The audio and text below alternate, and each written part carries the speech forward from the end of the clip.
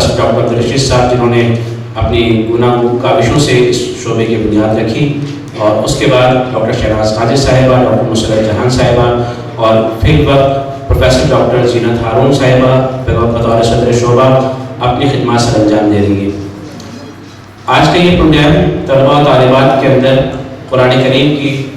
क़िराअत, कुरान करीम की तरतील और तजवीज़ से पढ़ने पर तवज्जो देने के लिए और